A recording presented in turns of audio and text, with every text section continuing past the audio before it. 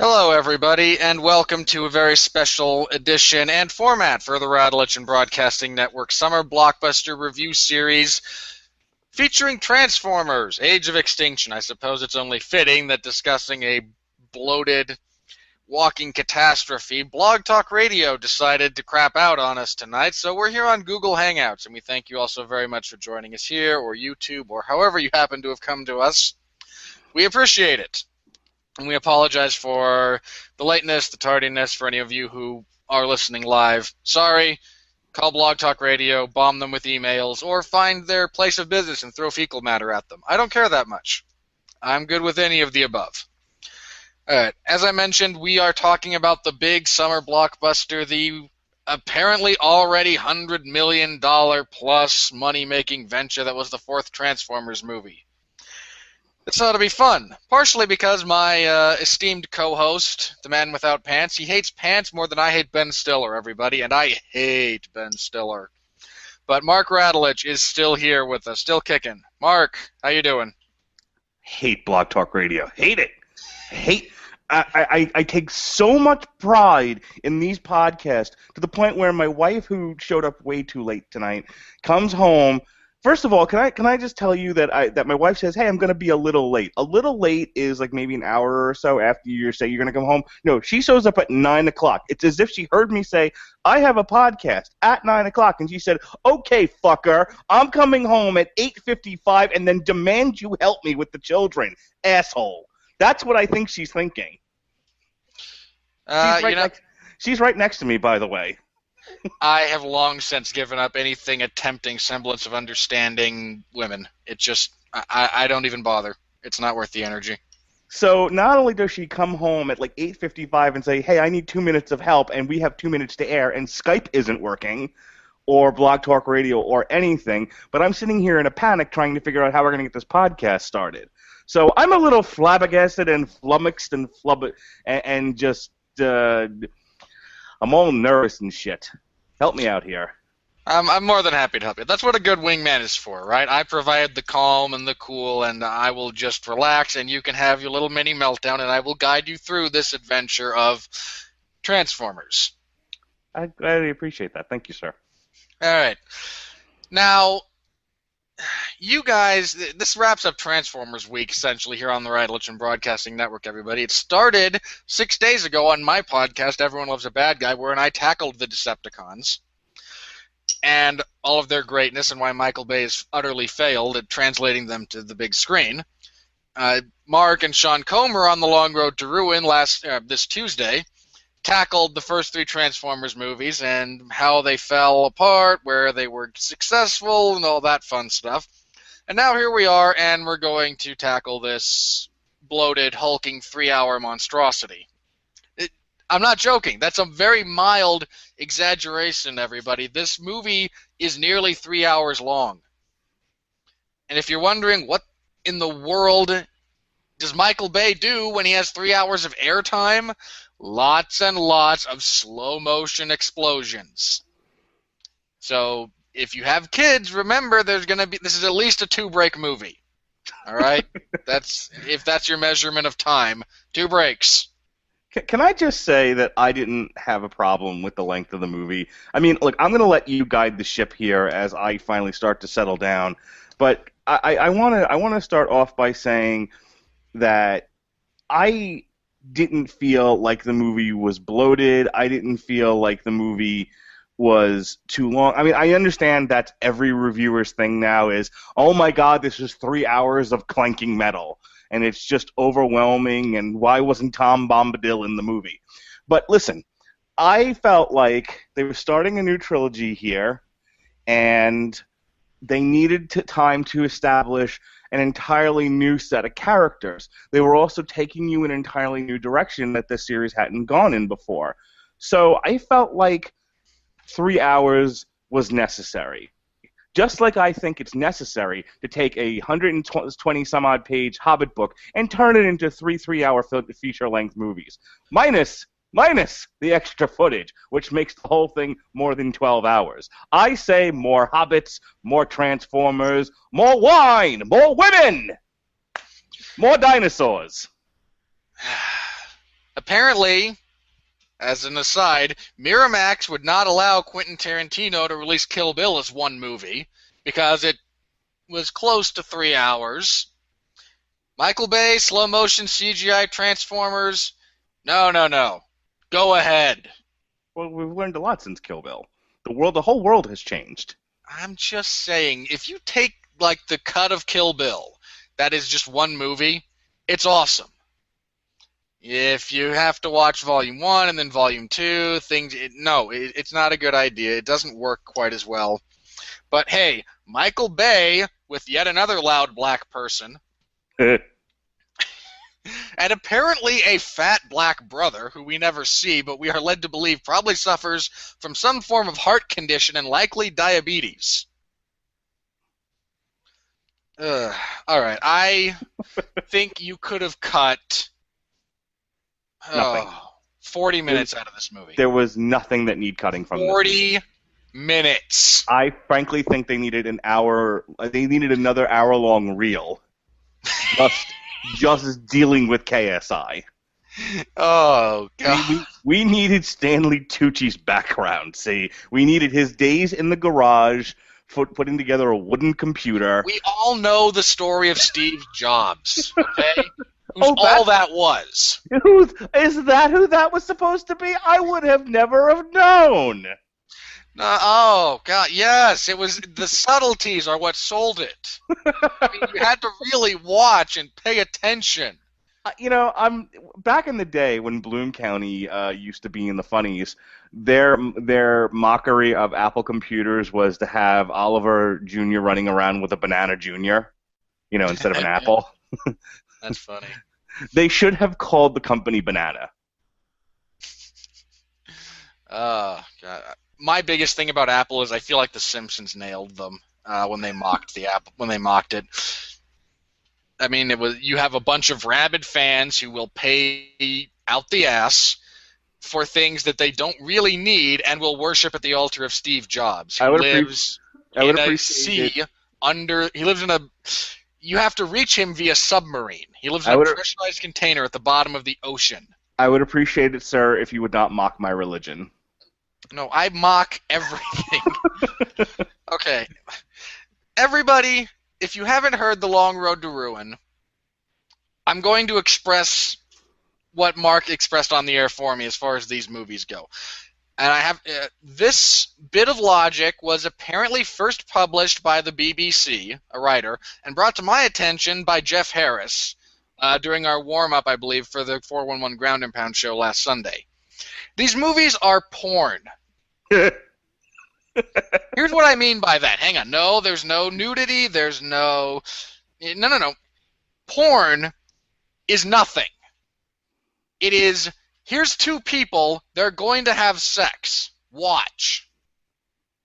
Now, I don't think you should watch. I have religious and philosophical objections to it, but that's neither here nor there. Yet he mocks Apple Computer. Yes, I do, and will continue to do so. Here's my point. The plot for any of these Transformers movies may as well be, oh crap, I can't tip the pizza boy. However will I solve this dilemma? Now, wait just a cotton-picking minute here, okay? What I said on The Long Road to Ruin was that these movies, their plots got progressively more convoluted as time wore on. And I even struggled with the first movie's plot. Sean had to kind of bail me out there and remind me of some of the details because I had a hard time remembering what exactly the Decepticons were chasing in order to bring Megatron back to life and then what the endgame was. This was pretty straightforward. After the Battle of Chicago, which I loved the fact that they played on a world after the Battle of Chicago. I agree. So the humans, in conjunction with Apple computers and a Transformer bounty hunter, are killing Transformers. They say they're only killing what's left of the Decepticons, but they're really killing all of the Transformers, taking their parts and giving them to KSI so KSI can build their own Transformers. Ta-da! That was the most straightforward plot of them all. That's that's not porn. Now I can understand if you're saying that these are essentially 3-hour demo reels Okay, of action sequences. Here's my point. And porn and associated products are just spectacle. You have, on occasion, the barest semblance of, hey, here's a story. Here's why. Here's motivation. It's all a setup for, hey, watch this. That's all it is, and that's all these movies are. We have, oh, look, there's another Transformer. He wants to get stuff from these Transformers, and Stanley Tucci wants to make Transformers, and Kelsey Grammer is evil. Watch shit blow up. See, I vehemently disagree with all of this. If you want to say that about The Phantom Menace, where the acting was so wooden it could have been comparable to porn. In fact, I've seen better acting in pornography at times. And you want to say that this was a 2+ hour demo reel of CGI and special effects. Okay, valid point. Phantom Menace sucks. George Lucas sucks. I agree with one of those. Nah, I agree with both, now that I think about it. But I feel like this movie, and you are one of the people joining in the chorus, of giving this movie short shrift. I didn't feel like the characters were one-dimensional at all. I felt like Kelsey Grammer's paranoid CIA character was pretty well developed. I thought he had good motivation. I thought Stanley Tucci's knockoff of Steve Jobs was fairly well developed and had good motivations. Wahlberg sometimes comes across a little hammy, but I thought he was a far improvement of Shia LaBeouf. It's a lateral move for me. But and the only one that sort of has a hard time carrying her part is the girl. But she's Princess Leia in this anyway. She's just there to be saved. All right, I don't necessarily disagree with you on elements of this, and my point was, these movies are not interested necessarily in storytelling. They are interested in how can we move things so more things go boom, and you can watch all of these slow-mo sequences with a Victoria's Secret ad plastered squarely in the middle of the screen for a full 5 seconds. And oh, look, Mark Wahlberg has to drink Bud Light and intimidate a driver who just wants to see his Geico app card. Well, product placement, everybody. The movie's got to make money somehow. Yeah, it's not like they did $100 million over a 2-day period. They did $100 million in the theater I saw it in. That place was so packed. Okay. Let me say this, and I hate things about this movie. I really, really do. There are things about this movie, including the dialogue, 9 times out of 10, excessive CGI, at times that looks like bad CGI. Hang on. Some of this looks beautiful. Some of this looks like a 10-year-old did it in his spare time between classes. And there's a delineation there. Some of this is awesome from a visual standpoint. Some of it looks half-assed. And I'm not going to lump the whole thing together because, again, parts are beautiful, parts are not. And I feel it's overlong, but to your point, there's a couple of things that I did like about this movie, and I want to start off with the obvious. I have done nothing but complain throughout the first 3 movies that Michael Bay uses the Transformers robots as props to make things go boom instead of treating them as characters. We finally shifted a little bit of that in this one, and we got some actual characterization. Although why Bumblebee still cannot speak is absolutely beyond me. Apparently Mark Wahlberg can bring Optimus Prime from the brink of death to full-fledged ass-kicking machine again. Nah, I can't fix Bumblebee's voice. His voice box is really complicated technology. Yeah, really? Okay.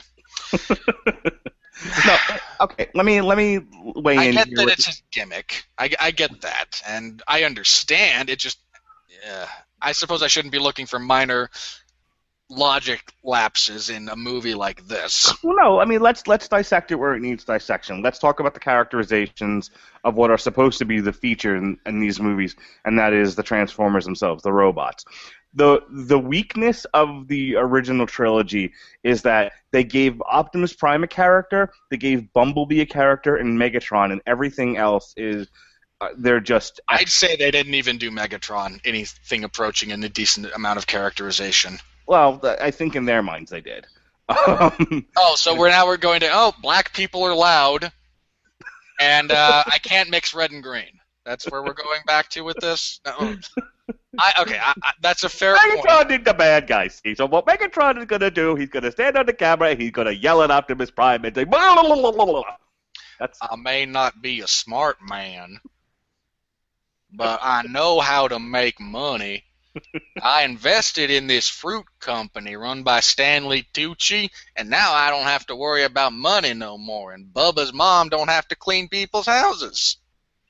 So then I went to the White House again and met the President of these United States again.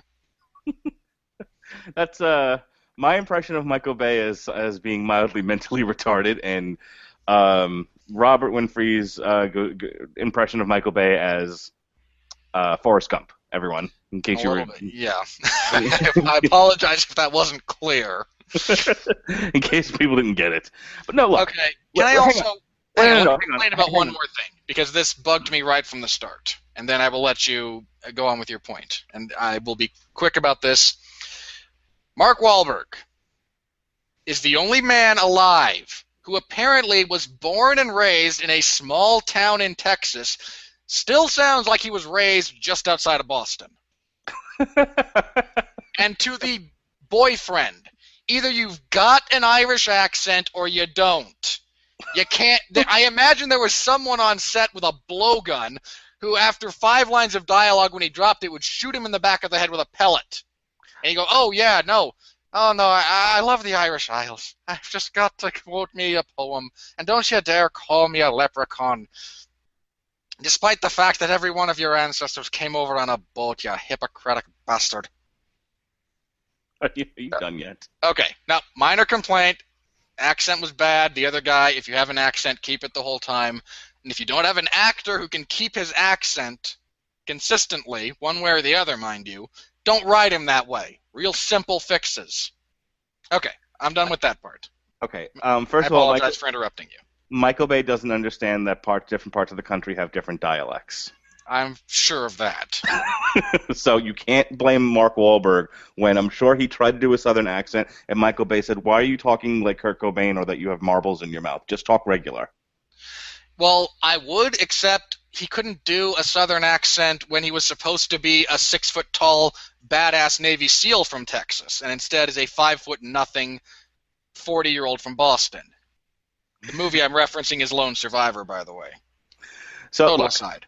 We were talking about characters, okay? And yes. I want to finish my point about the characterization of the Transformers because I'm gonna keep coming back to the same point. Okay. Transformers: Age of Extinction is a huge improvement on the series and the best one yet. Because and I say that because it improved on the characterization, it improved on the streamlinedness of the plot, and it also improved on the CGI and the special effect battle scenes where you can actually tell who's fighting what. Absolutely. Which you really couldn't do in the previous 3 movies. They were just a jumbled mess. So, and if you're going to be fair to Flair, you have to say that this movie is an improvement on the previous 3 when almost all of the elements were better than the previous 3. Now, sticking with the characters for just one moment. As I said before, one of the major failures of the original trilogy was that only Prime and Bumblebee really got personalities and got characterization among the Autobots, and you and I can sort of quibble about Megatron and to a lesser degree Starscream, but then everything else is just fodder. They're just throwing robots at you and giving them names and hoping that's enough. This is the first time they focused on a core set of Autobots and said, okay, who is Hound? What does he do? What does he sound like?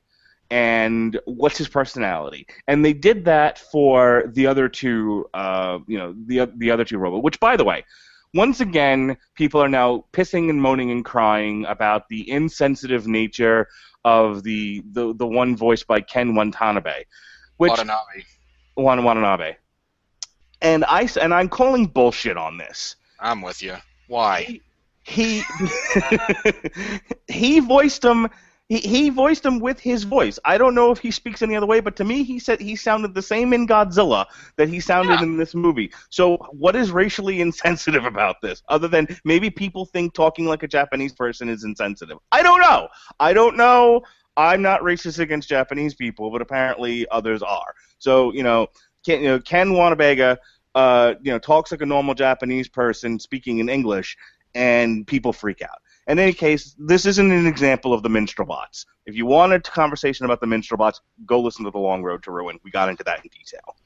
But my only thing was, oh wait, apparently we have to go full samurai with this. All right. yeah, Then why I not? rolled with it. And then I just rolled with it. I mean, it's just Ken Watanabe speaking like Ken Watanabe speaks. I mean, John Goodman, who voices Hound, we've got to have a fat old white guy in there. No one's complaining about that. Right, no, because it's okay to be racist against white people. Hi, Gavin. As we all know. In any case, if you're upset about this, unbunch your panties, people, for crying out loud. I agree that, the minstrel bots from 2 were beyond stupid and probably a little insensitive. I don't think this is. I mean, stop whining about everything. So, just to finish this up so we can move on, like I said, they focus on a core group of Autobots. They didn't really introduce any other Autobots until the very end with the Dinobots, which I'm sure you and I will talk about at length, but I don't want to get into it right now. A little. I felt like all of the Autobots had personalities. They had something to do. You had the one who was just like, fuck the Earthlings, let's just do away with them and get out of here. You had the Japanese samurai one who was just Japanese samurai guy. Bumblebee was his usual self. Hound was the old tired loyal soldier, which I love John Goodman's portrayal of Hound. Oh yes, I had such a great time listening to him. You're just too weird to exist anymore. I enjoyed John Goodman as an actor, and I thought his portrayal of Hound was great. But also as a fan, I remember, I grew up with the Transformers. I watched the cartoon. I had the toys, and the very first Transformer I owned was Hound. So it had a special place in my heart here. Before I ever had an Optimus Prime or a Megatron, I had Hound, and I always used to look forward when he was featured in an episode. But it was great to see him portrayed on screen. So. And on the other side of that, you had Lockdown, who, what can one say about Lockdown? He was supposed to be an interstellar Transformer bounty hunter, and much like say something like Boba Fett or any character that has that sort of a background to them, they're not going to be overwhelmed with personality. They're there to do business, and business is what they do. And he was a proper menacing bad guy for Optimus Prime and the Autobots. And there's a degree of at the end there when he says, "No, it's my fight, and you're all going to die." You get, there's a little bit of, I know we're going to win because it's Michael Bay. It wouldn't shock me if he killed at least one of them first. Type of thing going on. Sure. So like I said, I think it's unfair for people to criticize this movie and say, this is just more of the same. It's not more of the same. More of the same is if they had thrown a bunch of Transformers on the screen and they were all interchangeable, like they were in the past. More of the same it's not the most valid of complaints. It is in the sense that if you've seen the rest of the Transformers movies, it's still just another Michael Bay Transformers movie. Well, I'm going to continue on the whole, hang on, it's a broad generalization. Or a generalization about broads? Something like that, yes. Who we have another useless one of. Okay, so let's talk about the humans, shall we? Now, Mark Wahlberg. Here's my thing. If you need a short guy who is more than a little crazy and has a degree of versatility, spend the extra money and get Tom Cruise. No. We don't need Tom Cruise in a Transformers movie. We need Mark Wahlberg. Mark Wahlberg was perfectly serviceable. Maybe there was somebody out there who might have done a better job with it, but I ultimately, doubt it. all you have to have is a sympathetic action hero running around saying, "That's my daughter!" and shooting at robots. Here's my big gripe. There was a chance this could have been The Rock. Was there? Yeah, apparently when shooting Pain and Gain, another Michael Bay film which streams on Netflix, which stars Dwayne Johnson and Mark Wahlberg, and I think Tony Shalhoub's in there as well. He apparently offered The Rock, said, hey, shooting Transformers 4, why don't I would love to have you in it. And The Rock was already committed to filming Hercules. See, here's So my instead, problem. he's like, oh, I imagine he talked with The Rock and then went to Mark Wahlberg's trailer afterwards and said, so I'm really excited about this. Inside, he's dead. Like, oh, God, I really wanted The Rock. But you're already here. Why not? Here's what I will tell you why Mark Wahlberg was a better choice than The Rock, and let me get through this. Okay. The Rock is bigger than life. The Rock, when he comes on screen, feels like he could have pushed Prime aside and rode Grimlock himself. Okay, it looks like he could have stood toe to toe with Lockdown and punched him dead up in his shit. That's how big The Rock is.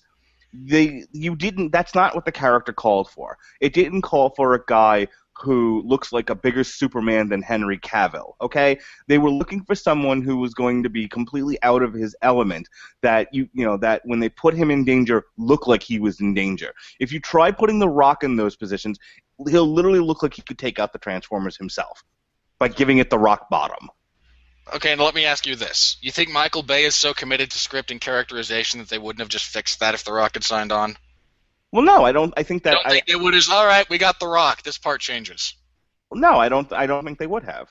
I think the part called for a devoted father of an unusually hot 17-year-old, and he's he's poor. He's trying to make ends meet, and he accidentally finds Optimus Prime, and that's what gets our movie going. That doesn't work if he's The Rock. If he's The Rock, he would have just eaten the Transformer for breakfast and spit bullets. I mean, that's just not what the movie called for. If you don't like Mark Wahlberg, I'm sure there were other choices, but you had to find an action hero with a sense of vulnerability. The Rock in no way presents vulnerability on screen. He looks like he's made of chrome. I understand what you're saying. I suppose my point would have been is, if The Rock had said, sure, I'd love to do Transformers, they would have scrapped the entire character that was Cade Yeager and rewritten it as something else. I disagree. I feel like... Oh, come on. You really think that they wouldn't have just said, okay, writing staff, I know you worked on this, but first of all, it's a Michael Bay movie, so no one gives a crap about the actual writing except people who go online and complain. And we got The Rock, so you're now writing a soldier on leave instead of a down-on-his-luck inventor. You're going to tell me they wouldn't have just done that? Maybe, but I still feel like the movie doesn't... The movie is then out of balance. Here's what I'm telling you. Michael Bay may have wanted The Rock because The Rock brings in $1 million just by showing up in your picture. If Frozen 2, ever gets made and The Rock shows up, he brings with him $1 million. Okay, yeah, just wherever he goes, money follows him. And I say this as not the world's biggest Rock fan, but you can't deny the success he has in films. So there you have it. But here's the problem. The movie is balanced between these robots who are destroying cities and are just larger than life sci-fi characters. You have to balance that with humans that are out of their element and vulnerable. This is why Kelsey Grammer is sort of an understated CIA spook in a suit. This is why they have Stanley Tucci in the movie playing Steve Jobs. You need There's nothing but scream, "Oh my God," over and over and over again. But that's what you need, because why do you need the Transformers in the movie if you've got a bunch of G.I. Joes? Now, and I know there's talk out there of a G.I. Joe Transformers crossover. Yeesh, worked in the comic books. Why? Not so sure it's going to work on screen. That would not work at all. But you see what I'm saying? In a movie, you have to have pauses. You have to give opportunities for the audience to sort of catch their breath. You have to have balance between your larger than life things and your run of the mill everyday things. If you start to have too much of one thing, it sounds like death metal. It's just one note coming at you as loud as possible. I understand what you're saying, and I agree with your general perspective. I'm just, again, also freely admit that my general malaise and kind of meh towards Mark Wahlberg is not at all average. So, Look, I know it's a cool thing to hate on Mark Wahlberg, and it's not like he's Sir Patrick Stewart or anything, but I think he does a serviceable job of being, the fish out of water, destitute father who's just trying to do right by his daughter, and he gets put into amazing circumstances that he didn't see coming. I mean, a lot of this movie is, he's got control. He's got some degree of control over his situation at home. There's a usualness, there's a comfort, and suddenly everything is upended with the sight of this transformer. And at that point, he's just reacting, and they're on the run. There's not a whole lot of time for this character to sort of catch his breath and think about what he's doing. He's constantly having to react to things. First, he's reacting to the fact that he's discovered an alien in his garage. Then he's reacting to the CIA almost murdering his daughter. Then he's reacting to the CIA chasing him through the streets of Texas, USA, in case you thought it was Texas, Belgium. I stole that joke. I have to be honest. That then his daughter is then his friend is blown up. Then his daughter is kidnapped onto an alien shuttle. Can I just say thank you to that?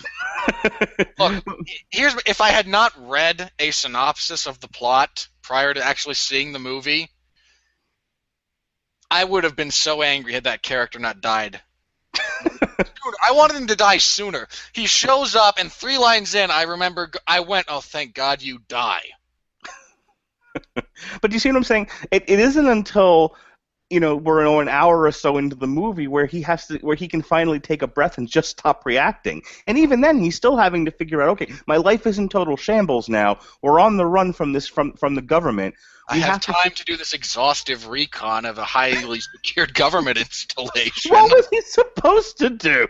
Now, here's my thing about that is just I hate movies that provide no time context. Okay. And it's a big gripe I have, and I had it actually with the Red Dawn remake, among other gripes. There's no passage of you have no chronological point of reference. I mean, in the original, they delineated things by month, and you had a big thing, and then you actually had a title card come along the bottom that said it's January. In addition to the fact that hey, it's snowing. You need another clue. Okay, it's the 80s. I'll give you that.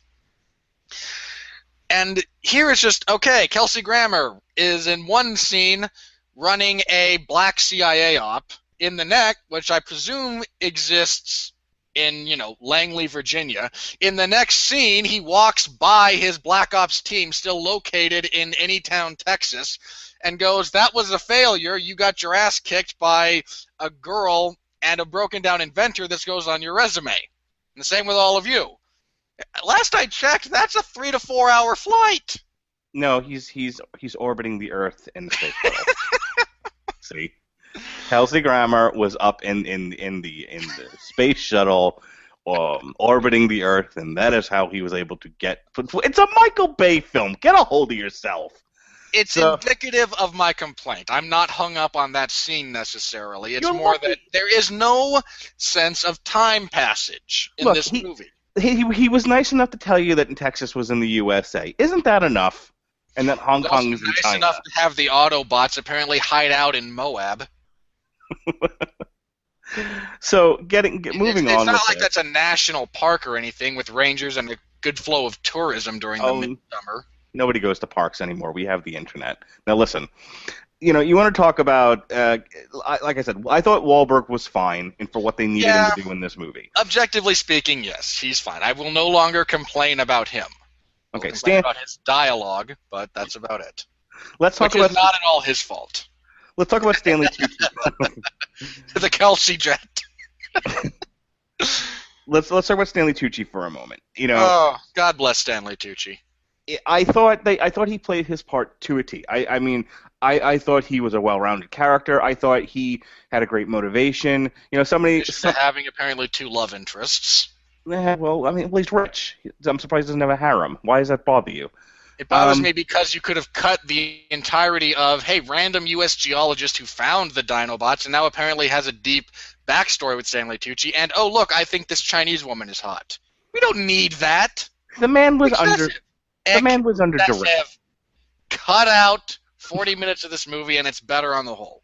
This contributes to it. When I call this movie bloated, it's, hey, look, here's an ancillary character to an ancillary character, and we're going to give them a bunch of dialogue and all of these sequences. And like, no! Well, no, you don't understand. See, the interest shifted from the geologist to the Chinese Chinaman because she was saving him and he was in danger. It's like a Florence Nightingale effect. See, she was the hero that he needed. And that's why his love interest moved from the geologist to the Chinese Chinaman. Never mind that the geologist should have never shown back up on my screen after, oh, look, Dinobots.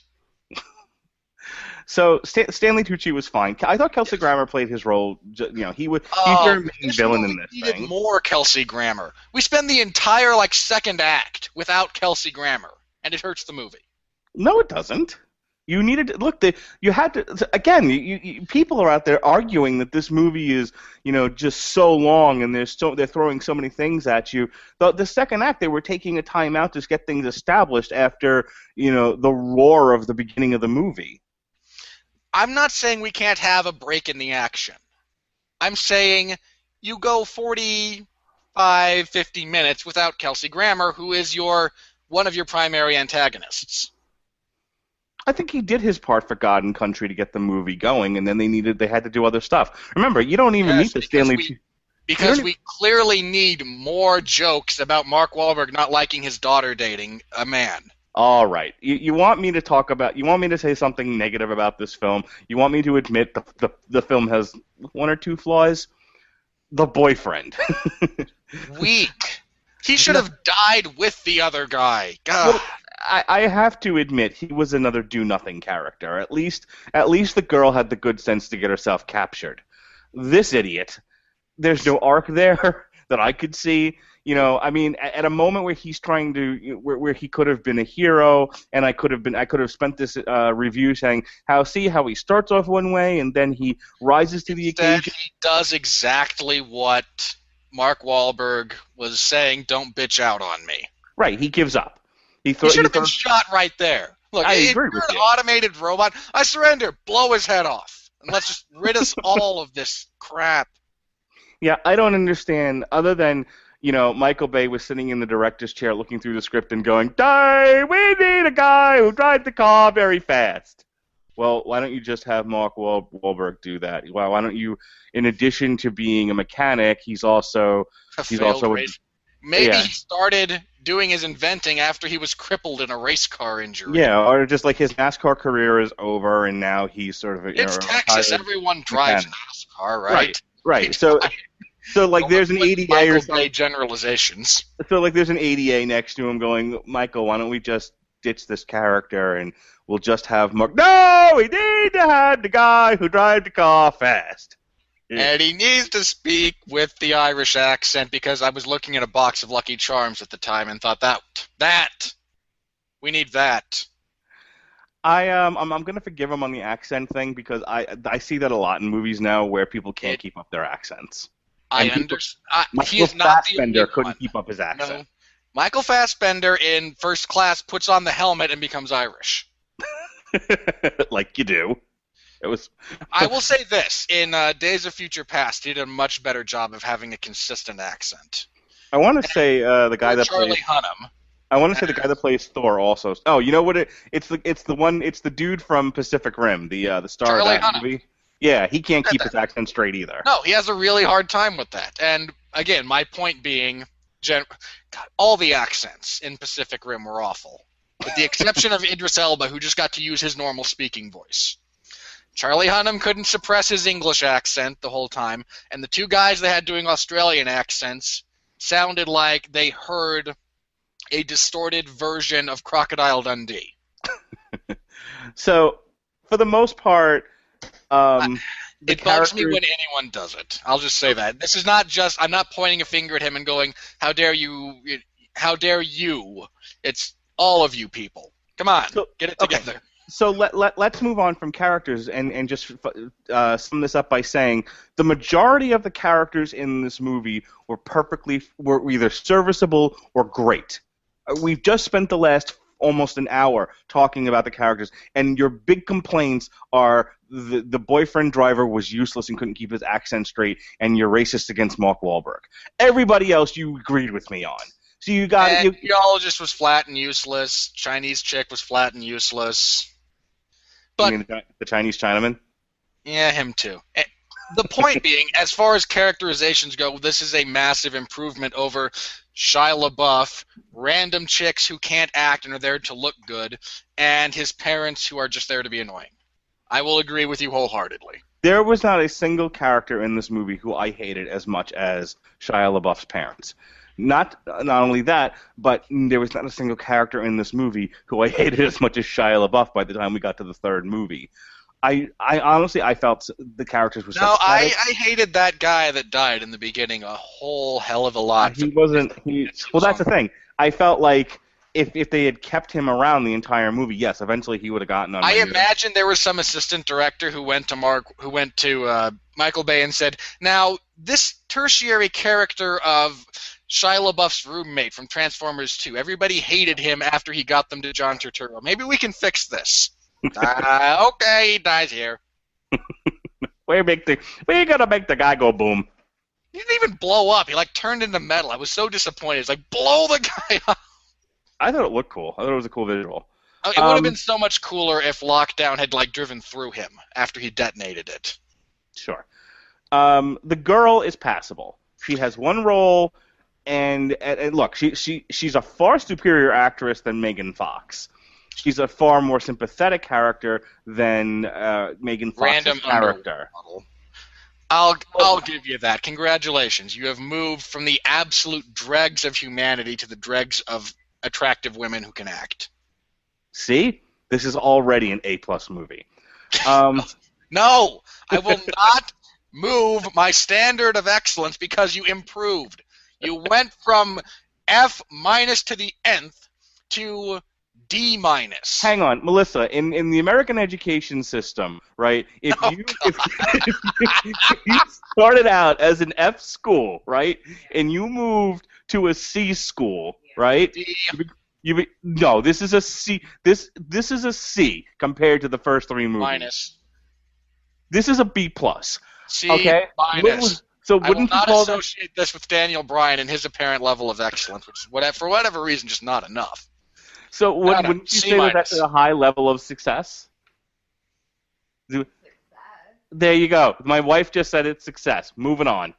So let's talk about. Oh yes, using the vaunted American educational system's grading scale. Sure. Okay, we moved from F minus to the nth to F minus 5. We have No. now gone from nth, which is exponential, to a definable exponent. I will All right. give you that. I'm going to ask you now, instead of just moving on to the next thing. All right. What was your number one thing about this? I want you to, and I'm dead serious about this. Let's get all those sillies out, Okay. and let's Okay. find our zen place. No jokes. Okay, Robert Winfree, Yes, sir. Robert Mayflower Winfree, Alan. whatever. My middle name is not Mayflower. Robert Allen Winfree. Thank you. What was it about this movie, independent of everything else you know about it, its director, its history, the fact that this used to be a 22-minute commercial to sell plastic toys, divorcing yourself from all of that, what is it about this movie, independently of all of its context, you didn't like the most? The most? The most.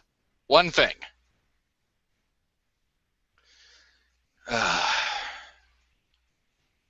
Honestly, the length killed this movie for me.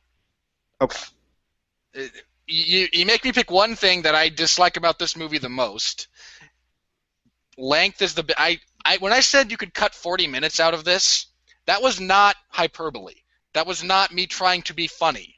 That was, I legitimately think 40 minutes of this crap, and not all the movie is crap, mind you. There's 40 minutes of crap that could be cut from this movie, and the whole thing would have been much better. Okay, I'm going to give you 4 places you have to cut 10 minutes from a piece. 4 places, 10 minutes apiece. All 4 right? places, 10 minutes a piece, 40 minutes. Okay, we absolutely did not need at least 2 of the extemporaneous sequences wherein Mark Wahlberg pseudo-bonds with useless, supposed-to-be Irish guy while his daughter plays with lights in the background or sleeps on chairs in a horribly uncomfortable position, mind you, with no support to the lower back. Okay, I disagree, but go on. I didn't say all of them. I said you could trim them. So let's... Again, we can shave here. We didn't need a bunch of Stanley Tucci's character. There were scenes in that, and I loved his portrayal. I like Stanley Tucci. There were sequences with him that we did not need. There was way too much of him running around with the bomb yelling. Now, I get it. You're carrying the bomb, and wait a minute now. In Okay. defense of that, some days it's just you just can't get rid of a bomb. Yes, Adam West. Some days you just can't get rid of a bomb. Let me say this. If he had actually said that, I might have forgiven him. Dude, it would have been awesome, but somebody would have had to have gone up to Michael Bay and say, "Hey, Michael Bay, back in the '60s, there was this Batman movie where Adam West runs around with a giant Acme bomb, and he can't get rid of it. You know, he runs over here and there's nuns, and he runs over here and there's birds, and he runs over here and there's children, and he pans to the camera, breaks the fourth wall, and says, 'Some days you just can't get rid of a bomb.' Wouldn't it be funny if we gave that to Stanley Tucci?" And Michael Bay turned around and said, "What's Batman?" So go ahead. His scene wherein he unloads he emotionally vomits on the guy who doesn't speak English in the elevator. Okay, I don't need that. I don't need him breaking down into hysterics because apparently his immature technician sent, range of a tactical nuke, LOL. Let's never mind the fact that different nuclear devices have different blast radiuses. It's about the radii, thank you. And feel free to correct me if I'm wrong, but my point being, okay, the radius of a tactical nuke. Well, is that kilotons or megatons? Because that tacks on a few miles. Why are you weighing down my sci-fi movie with science? Because it's a sci-fi movie, so there should be a degree of science. Here's another one. Are we detonating it in the atmosphere, or is it a ground detonation? You're asking way too many questions. My point being, if he had just come back and said, this text message, which for whatever reason is littered with smiley faces, bear in mind, not on his phone. These stupid technicians who are screwing around with transformium, and I will give you a pass on the stupid name, because a lot of elements have stupid. I will give you a pass. That name is brilliant. Elements have stupid names, including apparently unobtainium, which has been used in no fewer than 5 movies. Never mind. I'm not going off on the tangent. I'm not. See, not. Apparently these guys felt compelled to add a bunch of heart smiley faces and an all caps LOL to, "You're carrying a device that would level a large city." I mean, you could have said it's got a blast radius of 5 miles, and he could have had the same reaction without stupid ambiguity. I think the emoticons... Hang on. I think the emoticons were to appeal to the younger generation of moviegoers that are seeing this thing. You have to know how to speak to your audience.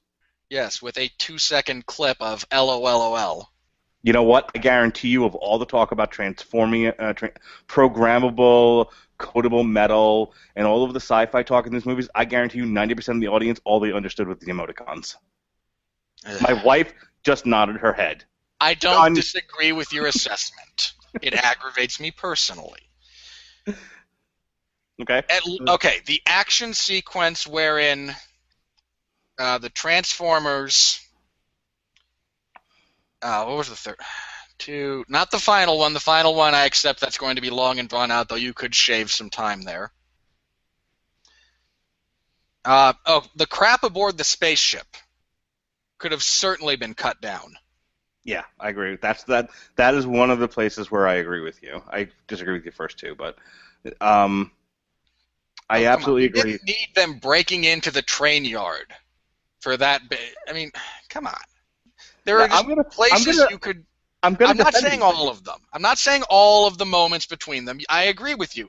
You need those breaks in the action. You need to be given a reason to care about the characters. Right. I understood that in addition to your, I would say, slightly overlong exposition at the beginning of the movie. I'll give you that one. They really needed to get to Mark Wahlberg and Optimus Prime a little bit faster. How many So, different? Here's where before you say your fourth one. Here's okay. where I'll agree with you in That is my terms of. fourth one, I think. No, you said cut Stanley Tucci from the movie. I Cut didn't say the. from the movie. I said you could shave. I heard. I I heard. don't I need heard from the 9 movie. different scenes of him running around screaming, carrying the bomb. I And I don't say need we that. need more of that. I don't need that many. Give me an hour of Stanley Tucci yelling, "Someday you just can't get rid of a bomb." Well, if you're going to make the comedy, okay, but in the context of this movie, as Now I just want to do a movie of Stanley Tucci running around with a bomb. long as Clucky's sitting on top of the bomb, laughing maniacally, I'm down. No, but getting to your point about there were two sequences that I thought like, ugh, this is getting a little out of hand. One of them was the rescue scene with Princess Leia aboard lockdown ship. First of all, they shot that thing with so little color, I got confused as to what was happening and where they were in the ship. Oh, They God. needed to get there a little faster. They also needed to get to Mark Wahlberg and Optimus Prime a little bit faster. I'm all for, and this is not to say that they should have sacrificed getting to know your characters. The problem is you had already gotten they beat the fact that he was poor to death. It like I tell you You what, established cut. his character You in cut the first 10 minutes. I was gonna And say then you you spent another 20 repeating all of that. you cut the bit with the realtor. That's what you cut. That serves no purpose. Yeah, that whole sequence with the realtor you cut. You also shave a few minutes from when the CIA shows up because, again, you don't need all that long to build up. Look, if you put a girl, I'm telling you right now, if you letterbox me a guy putting a gun to a 17-year-old girl's head, that's enough tension for me. You don't need any. This is one of those things where someone needed to sit with Michael Bay in the editing room and explain to him how human beings work. Because he thinks that putting a gun to a 17-year-old girl's head is much like a car chase. It needs to be long and drawn out, and you need to build up tension in order to finally have an explosion and a release. No, you don't. Some things you don't. No, most people watching a grown man put a gun to the head of a 17-year-old with the intent to kill her. A few seconds of that, show the dad's reaction, go back to the thing again. That's it. That's all you needed. That went on for like an hour and a half. Way too long. Oh, okay. That was like let me also say that was like the nodding scene from Return of the Jedi, where it's just everyone's nodding in a circle. Yes. You could have completely cut his useless assistant. I don't say that about every character that dies because you need some kind of emotional response to the death and all that fun stuff. He could have died. He could have never been in the movie, and everything would have been fine. Well, how would he have gotten money for the truck then? I don't know. Here's my point. If you never write that character, then you have him scraping through his truck, finding his last couple of bucks. You have things you can do without adding time and without adding apparently a California surfer dude in Midland, Texas. Where the waves are. See? Where the way... Isn't Paris like actually in kind of the middle of Texas? I mean, if we're near Houston, okay, you got the Gulf, I'll give you. But come on. All right, and since apparently I need one more of these... if it wasn't so visually cool, I would say you could have cut down a fair amount of Lockdown's attack on Hong Kong with his ship. but the giant magnet picking stuff up and dropping it's pretty cool. The scene before that could have been trimmed. Mark Wahlberg's long-ass chase with the goon could have been trimmed. Here's a side note. What are the odds that Mark Wahlberg finds the one Chinese guy in Hong Kong who has an American football? No. Legitimately, no one in China watches American football, plays American football, is even aware that American football is a thing. Yet, this guy has a football, and we've already established that Mark Wahlberg is stereotypical Texas guy who played football in high school, injured himself and got his girlfriend pregnant on the eve of the big game, and is now living in glory days. Incidentally, I hate Varsity Blues. I just want to say that you're questioning how he could find one guy in all of China that had a football is racist. It's not racist, it's geographical. That's the rough equivalent of going through downtown New York and finding a guy with a soccer ball. It's racist. Let's move on. It's not racist! All right. Let's. So I disagree with you on the boyfriend. I think you needed those scenes in order to get to know the characters and to see them establish a relationship. Movies should have relationships. They were trying to tell, and it's hard to make a movie with relationships when your director doesn't understand human beings. But they gave it a shot with those two. Oh, one more. We're going to do a fifth one. Prime releasing the Dinobots. Okay, first of all, that whole sequence moved way too fast. It was like by the end of it, they really were like, oh my god, this movie is 9 hours long. We need to get the Dinobots in there and save the day. So they rushed through it. There was not enough time spent with Optimus Prime, trying to dominate the Dinobot, dominate Grimlock in order to make him ride with him into battle. I agree that so let me just also say, in addition to the overlong nature of this movie, I felt it was terribly paced.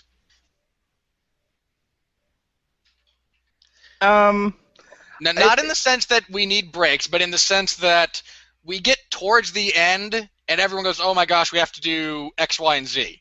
You're absolutely right. It actually feels kind of like one of my podcasts, like Long Road to Ruin especially, where we spend a long time talking about the first movie, and we're 2 hours into it, and I've got to shut down the podcast because we're running out of time, and we're like, okay, so if you want to hear us talk about movies 2, 3, and 4, yeah, and so essentially they take Superman's hair and they make a guy out of it, and the movie's over. I don't know what to tell you. Superman 4, it sucked. Yeah. You have to be, you're right. There's the problem with this movie, I think, if you take a step back from it, is that it suffers from a lack of editing, and I also think that because here's the problem, and this is a studio issue. In Michael Bay we trust, right? So they give him X amount of money, he makes them X to the 10th degree back. So you just let him do whatever he wants. The decimal place once or twice. That's the thing. When it's not like it's sort of the George Lucas issue. Once you've been established as sort of a mad genius who creates an empire worth billions of dollars, no one then bothers to question you. So no one's sitting there. See, like if you look at some of the behind-the-scenes stuff for Lord of the Rings, people sat with Peter Jackson and was like, "No, Peter, this needs to go. No, Peter, we need to cut this." There were long discussions about what they were going to keep and what they weren't going to keep in Lord of the Rings. And I'm guessing it's still happening with The Hobbit. No one's doing that with... Never mind that apparently we had to invent characters to make 2 longer. It's a different movie review. But I don't think anyone's doing that with Michael Bay. It's just, it's like they're giving Michael Bay a bunch of Transformer toys and saying, for as much as we go make a movie with this. For as much as we say Michael Bay, mentally handicapped and whatnot, I think a better parallel would be Vince McMahon. Yeah, actually, I think there's a lot of similarities between Vince we're doing this. That doesn't make sense. You're fired. We're doing this. Brilliant idea, sir. Damn it, man, you turncoat. Shut up, Floyd. I got a family to feed here. Not only that, but it's just like, okay, and here's where we're going to put the poopy jokes. Because poopy jokes equal funny. Mr. McMahon, that's not a good idea. I don't think people will respond well to a joke about projectile vomit. You fired! You! We do this here. Yes, sir. Yeah. So Vince McMahon, Michael Bay, same guy. Only Michael Bay infinitely more successful. Well, worth infinitely more. So I think that if there's one criticism I can give of Age of Extinction, which is just art, my friends, it is, my God, not since Schindler's List has the screen lit up with such beauty in cinema. It's that no one is so tempted to reach through the screen. Like, no. It's that the movie does suffer from a lack of editing, and not because, look, you can make a 3-hour plus movie, but you have to know how to pace it, and you have to know, where what scene should be, how long, and how you're doing it. There were plenty of movies that captured my interest for 3 hours plus.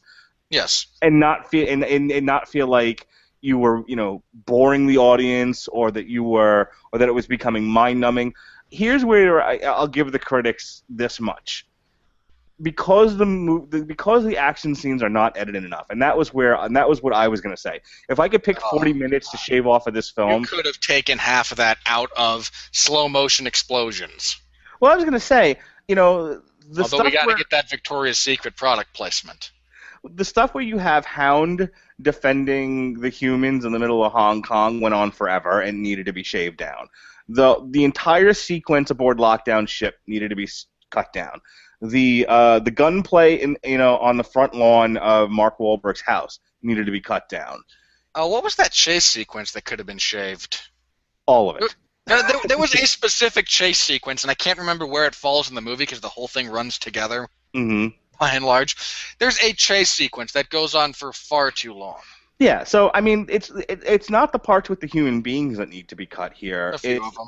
No, they don't need to be cut. A few of them could be shaved, but yeah, the action sequence.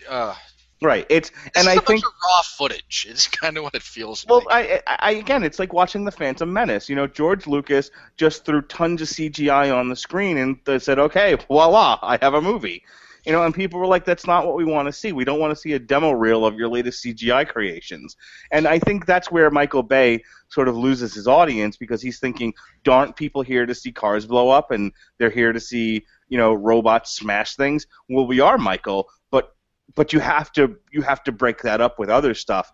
And there's probably the biggest failure of Age to Extinction is that he does not break up enough of the action with other stuff. He just goes, play with toys, knock this over. It's like my daughter. My daughter sits in a massive pile of toys and never stops. And it's just toys doing stuff, and there's never any break in this until we say, "Hey, Lily, go potty." There's not enough potty breaks in this movie. I just compared two near teenagers who were sitting next to me in the theater. I was going to say, I just compared Transformers Age of Extinction to potty training a 3-year-old. I don't think you would be terribly far off in some of those respects. Oh, my other minor gripe. Apparently Optimus Prime now has rockets on his legs that can help him achieve orbit. That was awesome. Where were those for the rest of the movie? Oh, I'll just change into a beat-down old semi and try to run away from this helicopter. They were only meant for interstellar travel. Don't give me that. I would go with you if he's just jumping away from that explosion at the very end. Okay, fine. He has, maybe limited use out of these. And then at the end, no, I can now fly between planets and herald galactic. No. They only have one speed, and that's warp. Don't give me that. All right.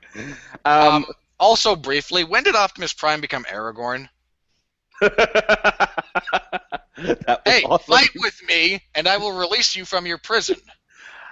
Once again, it's a trope that works in action movies. It was perfectly plausible. Now, never mind that these are giant Transformers, giant even by our standards, who don't speak the language and turn into dinosaurs that breathe fire. Go be free amongst the people. Well, look, there's a Jurassic Park. That won't end badly. Well, no, wait a minute now. There is a Jurassic 4 movie coming out. Maybe they were going to go audition. Oh yeah, Mr. Spielberg, I have all of these. You don't need who executive produced this, by the way. Yeah, that he's gonna pick up with Sam Neill and Jeff Goldblum driving in a Humvee alongside Grimlock, I hope. trying to launch the EMP cannon at them. You know I'm right. There's an intern listening to this podcast. I can tell because I can see the viewers on YouTube right now, and there's somebody writing this shit down. They're like, hey, I know that we've already got half of Jurassic Park 4 already in the can, but get this. Some fat ass from Tampa said Ed Grimlock, and he's on the money. All right. Okay, here's my other minor complaint. Are you up to the Dinobots yet? What, the Dinobots? Okay. Are we going to talk about them? Sure. I got a kick out of them because they're there just to be badasses, which is all the Dinobots have ever been. They're like, no, screw the Autobots, we don't like you. Screw the Decepticons, we don't like you. Stay out of our way, and we won't kill you. And every now and then their interests will converge. Yeah. I thought, actually, this was the most accurate portrayal of a Transformer since Optimus Prime in any of these movies. They got the Dinobots spot on. Yeah, I got a real kick out of it. I don't like Optimus Prime riding Grimlock. That's hilarious. That's awesome. I understand why they did it. Don't get me wrong. I am not head in sand going, well, Sean, don't you think people might confuse Midnight Rockers with rocking chairs? No, I am not like that. Okay, hang on. I get it. I cannot turn off the little part of me that goes, Grimlock would have bitten you in half and then wiped the Decepticons out anyway. But didn't we learn from our previous movie review, How to Train Your Dragon, that if you dominate the dragon, it will be subservient to you? Optimus Prime dominated Grimlock. I still don't think... There's a difference between, okay, we'll follow you into battle, and, here, ride me like a pony. Optimus Prime dominated Grimlock and rode him from behind. Much like that photoshopped picture of Henry Cavill and Batman from the upcoming Batman movie. Gay porn references, folks. Radulich Broadcasting Network. Have you seen that? Someone took the first picture of Henry Cavill as Superman and put the picture of Ben Affleck as Batman with his head down kind of thing and put them together, and it looks like he's holding him and giving it to him from behind. Awesome. We don't have enough. We don't have enough gay innuendo in Hollywood anyway. Of course not. All right. Okay. Yeah, I don't have any complaints about this. I just know that you were going on and on and on Everyone Loves a Bad Guy, Friday nights at 9 o'clock, usually, about, oh my god, Optimus Prime riding the Dinobots, whatever will we do? Why wasn't Tom Bombadil in the movie? Hang on. I said it bothered me because I have a backstory and an understanding of these characters. That's why it bothered me.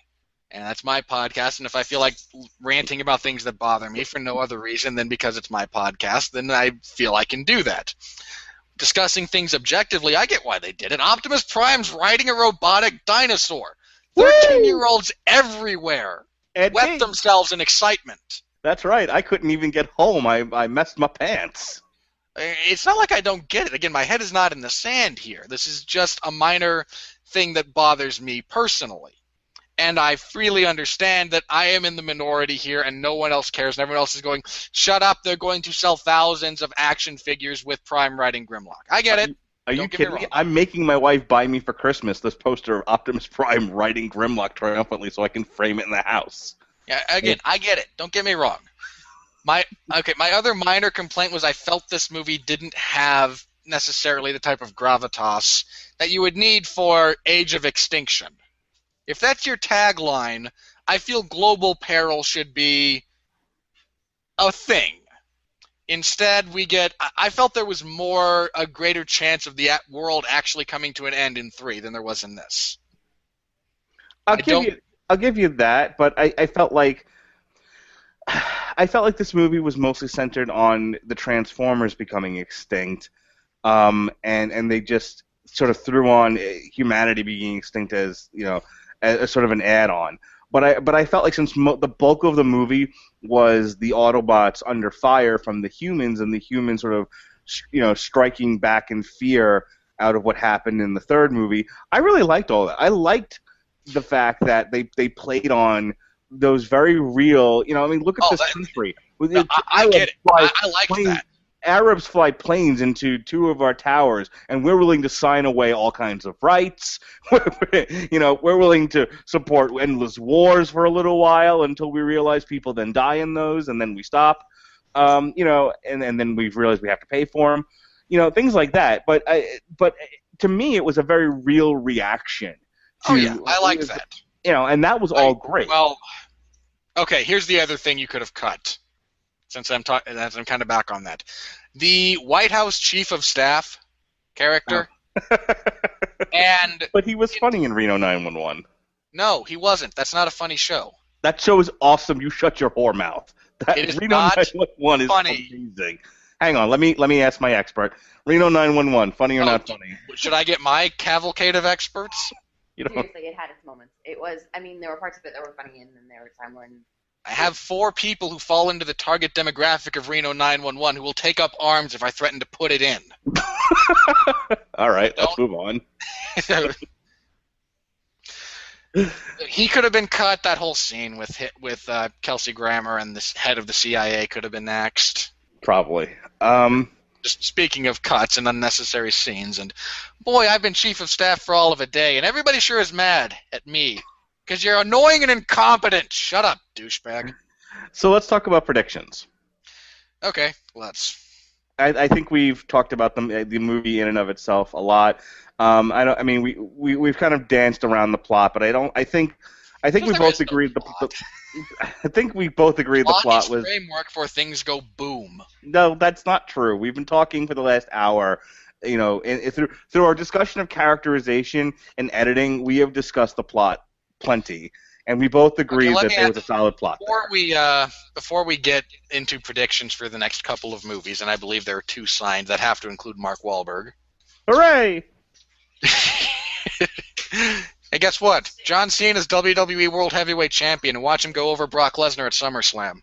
No, Brock Lesnar's winning, and then he's defending the title against Roman Reigns at WrestleMania. I'm just saying, watch it happen. Watch Cena wins LOL, and he'll hold it until Mania, and then drop it to Reigns in a screw job. Hey, you bring up Wahlberg, this is kind of where we're going to go. You're fine, Abby. Hang on, now I want to see John Cena riding Brock Lesnar to the ring. We might get Paul Heyman riding Brock Lesnar to the ring. No, that's not nearly as cool. That's like Stanley Tucci riding Grimlock. Yeah, but no. First of all, Stanley Tucci is so much more awesome than Paul Heyman. All right, moving on. Anyway, the other thing I wanted to ask you, how did you like Optimus Prime as kind of this embittered badass? I thought it was great. I mean, when you consider, this is a very noble character. This is a character who has sacrificed a lot in order to protect the human race from the evil parts of his culture, only to have them turn on him first chance they get and start annihilating his brothers. There was a great struggle in him, an internal struggle, because he wanted to hurt the humans, but he couldn't bring himself to do that. Until he shot Kelsey Grammer in the face. Until he shot Kelsey Grammer in the face. He had it coming. But I mean, I like the internal struggle with Optimus Prime. You have the quintessential knight in shining armor. He is your lawful good paladin. Being put into these circumstances where that's all he can take and he can't takes no more. I thought it was great. This is probably the first time I've actually enjoyed Optimus Prime in a while since the first movie. I want to say this. He was dead for most of the second one. He was dead for most of the second one, and it meant nothing. I want to say this. Like I said, I thought for the first time in 4 movies, the plot made sense. The motivations of the characters made sense. I thought that the evil robots the motivations for what they had to do made sense. Speaking of throwaway characters, hey, Galvatron. Honestly, though, I like and this kind of goes to the predictions that we were talking about offline. In the Transformers the animated movie, Megatron gets beat to hell, and Unicron remakes him into Galvatron. It's the same character. No, that's not what I meant. I meant he doesn't do anything in this movie. He wasn't the main antagonist. Lockdown. I know. But they had to bring him back. No, they couldn't. They have to have a bad guy for the next two movies. So look, it was a classic. I don't remember where else I've seen this, but I've seen this before, where they bring back another bad guy, but they focus on a different bad guy so that they like the other like Transformers 2 and 3. Hey, here's Megatron back. He was going to wipe out humanity. Oh, wait, he serves the Fallen. Hey, wait, Megatron's back. Oh, Sentinel Prime. I was thinking of something not Transformers, but that's true too. No, look, you focus on Lockdown so that you can have some time dedicated to bringing back Megatron, so that Megatron can then be the feature bad guy in the next two movies. Makes perfect sense. I don't know. That was the scene that they could have cut. I felt the scene where Galvatron hunts down Optimus Prime, and they have that. What happened? Why isn't it doing what I told it to do? I haven't even properly beta tested this thing, but there's glitches. Well, that's the thing. They needed to do that scene. You could have shaved it down a minute or two, but I think the scene was necessary. Oh no, because that whole protracted scene ends with him being captured by Lockdown, and again, protracted scene on the. Yeah, okay. But they also had to establish that Megatron. You could have cut Bumblebee throwing a hissy fit at an upgrade. Yes, that whole sequence could have been cut. All right, so let's talk about predictions. At the end of this movie, Optimus Prime goes into space, and he's going after the creators that want him and the rest of the Knights back. The Knights being the Dinobots. Okay. In Transformers, the animated movie, there were these mechanical five-faced beings called the Quintessons. And the Quintessons would judge the Transformers, and regardless of whether or not you were guilty or innocent, they dropped you in a pit of Sharkticons. Fantastic. I have a feeling that the creators are going to be some form of the Quintessons. They're clearly grasping from things from the later Transformers series, starting with the movie. So I suspect they're going to use the Quintessons in some way. And if they're going to use the Quintessons, they got to give me Sharkticons. Oh, Sharkticons. I can't wait to see what Michael Bay does with them. What's the biggest Jaws shark? Double. We're gonna put the fishies in the bowl, and we're gonna put Prime in the fish bowl, and we're gonna make them fight the Sharky. If they do that, they may as well reintroduce Hot Rod in the Universal Greeting. And then I demand we get to the Junkticon so I can hear Weird Al play over the sequence where they all dance in happiness. Now I want the next one to be called Ba Weep Rana Weep Ninny Bob. Transformers Ba Weep Rana Weep Ninny Bob. I would accept that. As long as, again, over the background we play Dare to Be Stupid. Moving on. I think you're correct in that Optimus Prime going after the creators, we get something along those lines. If I were to plan out the next two movies, and I don't know how they would do the one in between, but the middle movie is Prime, who, without humans, mind you, so wait, he's going to pick one up from a space shuttle on the way out, I guess, because we have to have humans for some reason in scenes like this, but he confronts the creators who actually wanted him and the Dinobots back because they're the most powerful of the Transformers left, and they have to fight off Unicron. Prime leaves them to be devoured by Unicron because they're terrible people, and he returns to Earth, and 3 is him and a couple of humans trying to fight off Unicron and keep him from devouring Earth. I think you're close. I think Prime is going to get to the creators just in time to see Unicron devour the planet. And I'd be down with that, too. And then Prime has to quick, turn around, head back to Earth, and tell Earthlings, you must listen to me.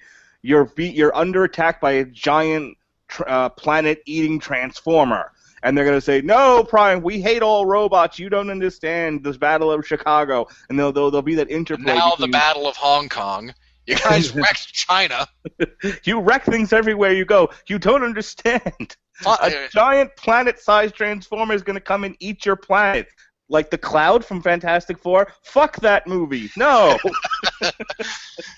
It'd be awesome if Prime actually said fuck that movie. But no, I think I agree with you. I think that Prime's going to go get to the creators just in time to see them being devoured by Unicron, and Unicron's going to start making his way towards Earth, and the humans are going to have to reunite with the Transformers to stop Unicron from devouring the Earth. And apparently, well, here's my other thing about that. We get it. I might even have them believe him. I mean, we get a little bit of interplay and whatnot, and then enough people believe him. Maybe we can finally get the president on screen to mock Obama. No, we do not believe in the Autobots, and they're. Here's what I would tell you. Apparently, we wish to adopt their ability to regenerate, so then I can charge you for regeneration. Here's what I would tell you. They don't believe Optimus. As a matter of fact, Optimus, the government brings Optimus down again and holds him prisoner. Like, no, we don't believe you. And Autobots try to rescue him, and they get captured. The humans become really adept at capturing Transformers. At that point, there's a long-range space station out at, say, Mars, or Jupiter or something. Close enough in our solar system that the next plot point will make sense, but far enough away that there's time to react. But Unicron devours one of the planets in our solar system and takes out the space shuttle the space station along with it. And that's when the humans go, "Fuck, he's right." And and then they let Optimus Prime out, "Will you help us?" "No, fuck off." I have interstellar jets attached to my legs. You all stay here and die. No, at that point, I would love to see Optimus just say, "Screw you, people! I tried to warn you about this, and you threw me in a dungeon." And he rescues the Autobots, and they actually leave the Earth, or they go to leave the Earth, and this is where you have Mark Wahlberg say, "But don't you understand? Can't you have faith in humanity? We're an imperfect species." And Prime's seriously, again with this? That sort of thing. But that's how I see the second movie going. Well, it has to go with the major point here has to be we get Mark Wahlberg on a space shuttle in a suit, and they fly out to Mars to try and stop Unicron, and we can get Transformers in space. Yeah, something along those lines. I would agree with you. I think they're going to get Mark Wahlberg. They're going to get Bruce Willis, Steve Buscemi, and a bunch of. Bruce Willis died in that movie. We have to get Ben Affleck. As long as he's not to be Batman anymore, I'd say do it. That's right. We have to. That'd be awesome if they can get the entire crew from Armageddon and say, okay. No, Michael Clark Duncan died in real life. And the same plot too. They're going to launch them into space so that they can plant a bomb, and blow up Unicron. It'll be fantastic. But yeah, here's the other reason I want this. Because if Michael Bay, of all the kind of hacky, I appeal to the lowest common denominator directors, can make giant planet-eating thing real and work, Marvel has to give me a decent version of Galactus. So, and I agree with you. I just don't have anything to add to that. But if they ever give us a real-life Galactus, though, he can't be wearing the stupid top hat. But look, here's my thing. I don't mind that in Silver Surfer we moved away from guy who feeds on antimatter and he shapeshifts and he's got the suit and the big hat. I mean, you move away from things like that because they don't translate onto film well. No. I get that. If you wish to make Galactus this force of nature who's Lovecraftian in origin, okay. Giant space cloud. Not okay. It was a euphemism for global warming. Piss off. And acid rain. See. Oh, yeah, acid rain, and Victor Von Doom being the evil industrialist who corrupts governments. That's right. Now you understand. And Jessica Alba, who should have died. So I don't think you have the Decepticons playing a major role. I think having the Decepticons in the second one with Unicron would be overkill. I think you have them sort of lying in wait, and because you've got to send the Autobots with the humans off planet to go deal with Unicron so that he doesn't show up to Earth. Here's what I'm thinking, right? The humans and the Autobots mount a last-ditch effort in space to take out Unicron. And Unicron, because they're fighting in space, still causes a significant amount of damage on Earth. And with it, Prime gets knocked unconscious or is seemingly killed. A lot of the Autobots are slaughtered, but Unicron gets taken out. This gives ample opportunity for Galvatron and a re-mechanized force of Decepticons the opportunity to take over Earth, and that's your third movie. They have to come back and liberate. Yeah, the humans have to find Prime because he's lost in space somewhere. Seemingly thought dead, but there's catch it on the moon or something. There's reason to believe he's out there somewhere. They just got to find him. But Mark Wahlberg and a team of humans have to go out and find Optimus Prime somewhere in space, get him with a new army of Autobots, and they have to save Earth from Galvatron, who has conquered the planet. Yeah, I'd be down for most of that. So you've got your movies, Michael Bay. You're welcome. Radulich and Broadcasting is always here to help. Yeah, help. God. Because when these get made, more than likely I'm going to have to see them so I can tear them apart on a podcast again. It's a cycle, you see? Indeed. All right, speaking of cycles, I don't think we have anything left to say about this. In as far as arguments go, I thought this was a rather pleasant one. What's going on in your world? Well, as far as pleasant arguments go, I think that two people can have two differing points of view without coming to screaming at each other, their own point of view, and not listening. You enjoyed it. I hated roughly 65% of the movie, give or take. If I were to break up like portions of it, not chronologically, but about this movie, this I didn't like, this I liked, and I go down the list. I disliked more than half of kind of the elements necessarily. It doesn't mean I'm right or you're wrong. We can have a discussion with differing points of view. I don't have to. There's no winning. You express your point of view. I agree or disagree. And look, here's the other thing. If you need 3 hours of away time from your near teenager, you just need to regain your sanity. Here, whole thing, start to finish. You leave. You get them snacks. You put them in the theater before the previews, and then you have trips there and back. You might get 4 hours of there's no teenagers in the house. I can enjoy the quiet. So it has its uses, and this movie didn't make my eyes wish to bleed, which other movies, some by Michael Bay, some not, have. So yeah, and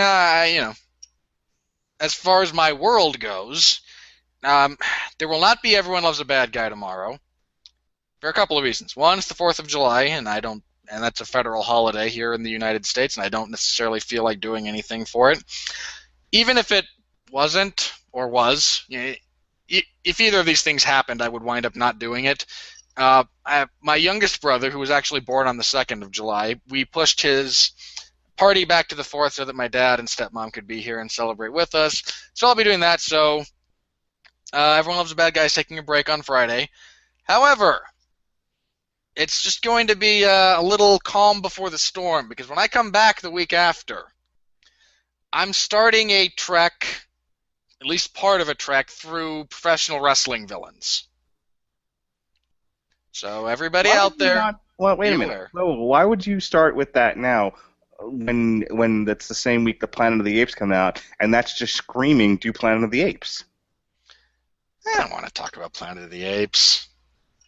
Synergy. Synchronicity.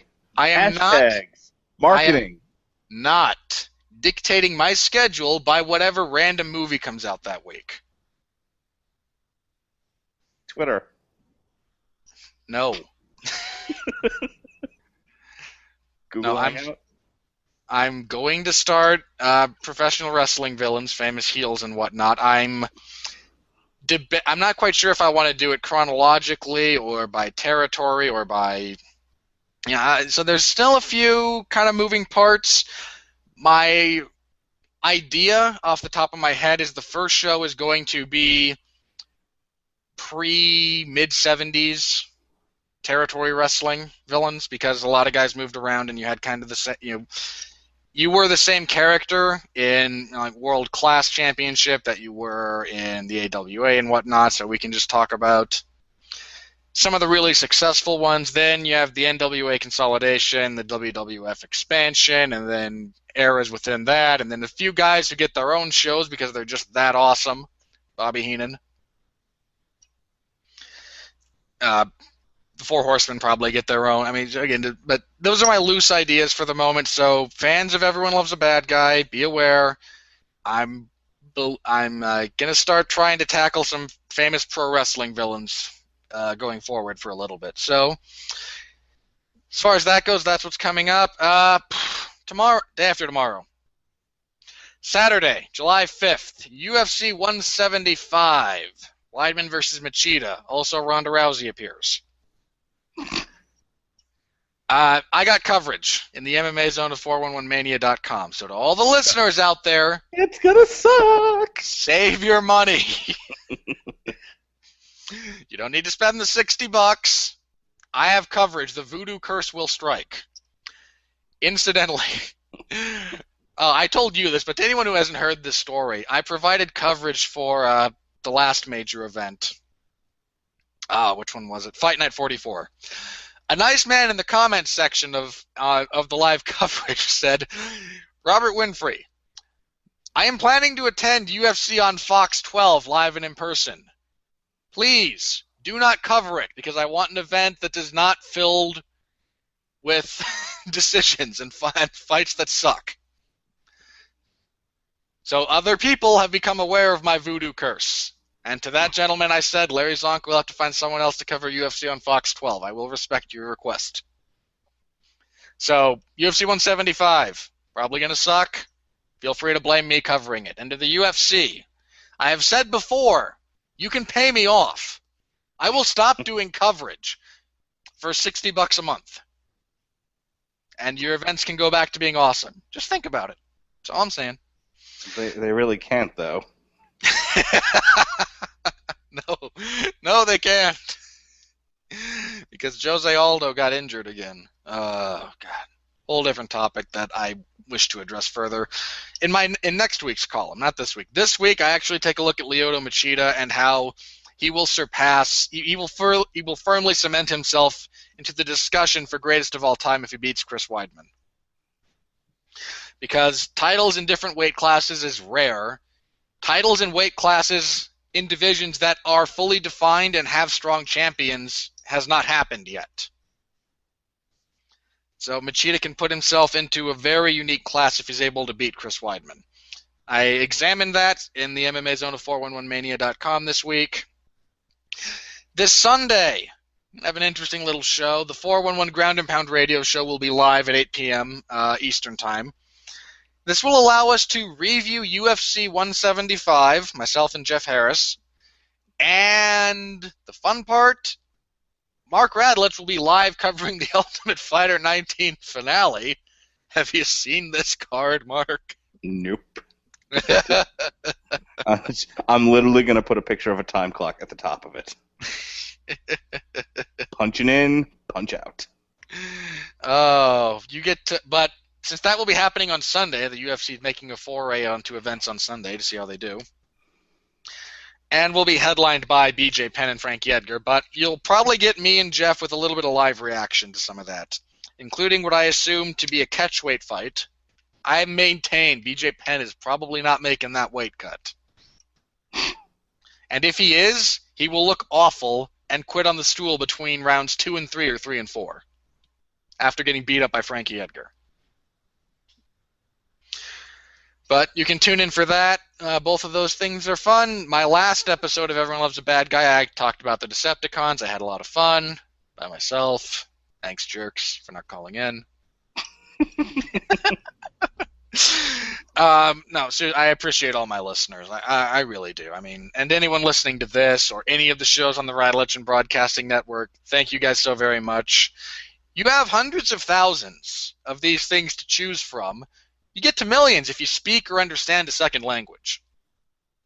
Almost, not a dead language. Spoken language. Got to be spoken.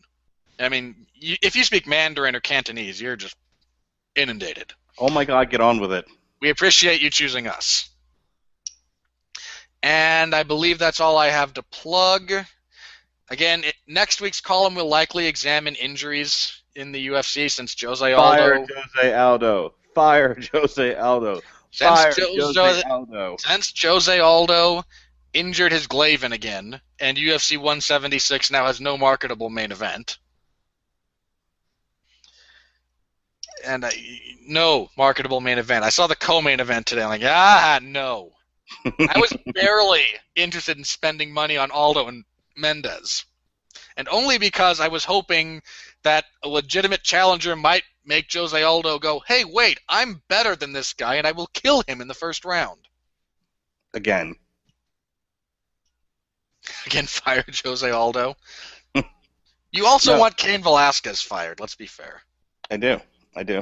No, I look, this isn't an MMA show, so I'm not going to get into a whole thing here, but I almost wanted to do a one-of with that when that was announced, just so we can all vent about injuries in MMA. Yes. Deconstructing Jose Aldo. Oh wait, he already is deconstructed. Seriously, yeah. Cain Velasquez, Jose Aldo, Anthony Pettis. Look at the amount of fights they've had over the last 3 years. They're made of glass. Glass Actually, the one thing that thinks they're weak. Sugar Glass looks at this and goes, hey, can we use these guys instead of us at movie studio props because they break easier? So the one thing that we should throw out there is we initially were not going to do Planet of the Apes, but as it turns out, my wife is busy that Friday night, so I'm making myself busy by going to see Planet of the Apes in theaters. It's a continuation of the reboot that came out a few years ago with James Franco. So now Robert's going to go see it, and we'll review it the week after it comes out. Possibly. Gary Oldman's in it, and that's always a good thing. So and Alvarez from Oz. The presence of Kirk Acevedo does nothing for me one way or the other. Boo. It's a big-budget action movie. I do not care that there's a supporting character who was in Oz. All right. In the interest of time here, I want to thank, for those of you who found this review, I appreciate you tuning in and listening, even if it was only for a few minutes. Unfortunately, we normally would have done this on Blog Talk Radio. Boo. But for some odd reason, we were having, I don't know, I guess you were having trouble calling in, then I was having trouble calling in. I tried to call in the 15 minutes early, and it said you're on. I mean, I got the nice little British lady's voice, and your show will begin in so long. Welcome on, and I had the thing up, and then 5 minutes later, it's like, no, you've disconnected. I tried to call back. No, Blog Talk BTR host 1 is full. Try 2 or 3 or call support, and screw that. I tried 2. Nope, no go. Tried calling in on the landline. Nope, no go. Just a bad day at the office for Blog Talk. Right. Apparently they're holding a memorial for Steve Jobs.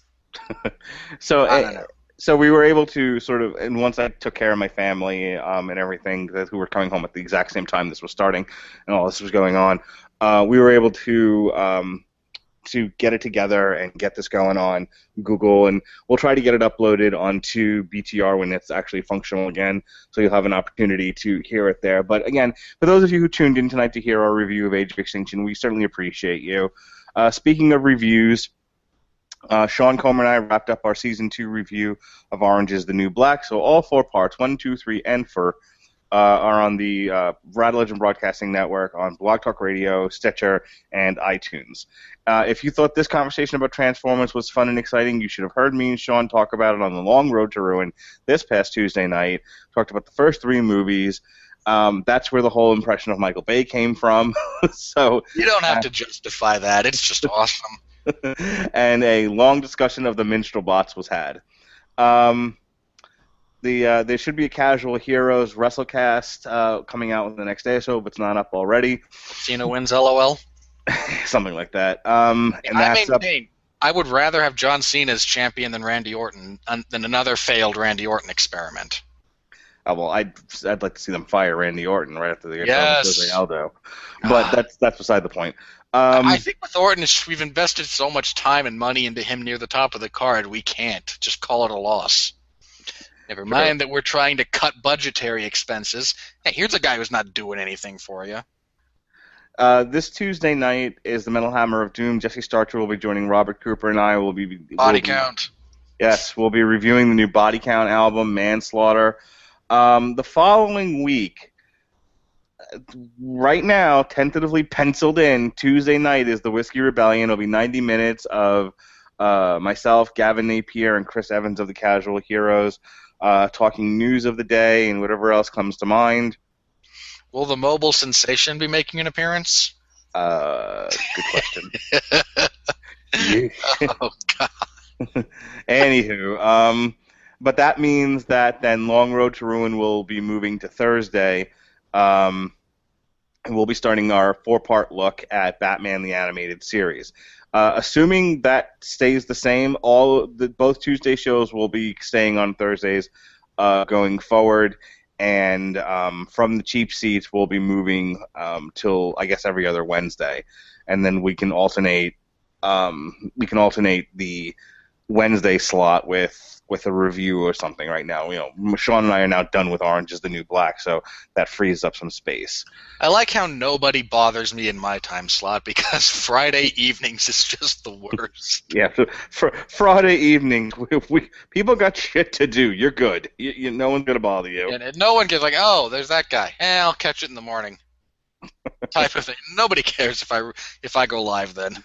Yeah, no. I made a wise tactical decision with that slot. You really did. Also, if people wanted to go on Mondays, it's not like you're going to have a lot of competition. We're all watching wrestling, so I could go to Monday as well. I've debated it. Maybe I could go. Maybe I could do what all those professionals do and do twice a week. I tell you what, And my first show can be family friendly, and my second one can be unleashed. Swig of water for the working man. All right, so that's it. Again, look for our review, because Robert's not going to leave me hanging, of Planet of the Apes. And shortly after Planet of the Apes will be Guardians of the Galaxy, so look forward to that. At some point, I think Robert and I need to go in. Robert and I need to go into the Wayback Machine and have this very same argument, this time, though, about Godzilla. He loved it. The last one that just came out. Okay. Only because I know you loved it, and I was sort of nonplussed by it, so probably be worth having that discussion if I can remember what was in the movie. I was just gonna say, if you meant like the 1998 Godzilla, that was awesome. That movie. Earthworms. Buffy. Twitter. All right, I'm done. I used the 1998 Godzilla movie to fall asleep to. Much like I use American football to nap during the day. Oh, there you go. All right. I'm tired. I'm going to bed. All right. Again, Radulich and Broadcasting Network. Make sure to check us out. iTunes, Stitcher, Blog Talk, occasionally YouTube, stuff like this. 5 stars. We appreciate it. Well, rate us what you think we've earned. Let's be clear about that. 2 snaps and a twist. Interestingly enough, that chick did not need to get either wasted or more sun to get a tan. Pardon? Note from the beginning of Transformers.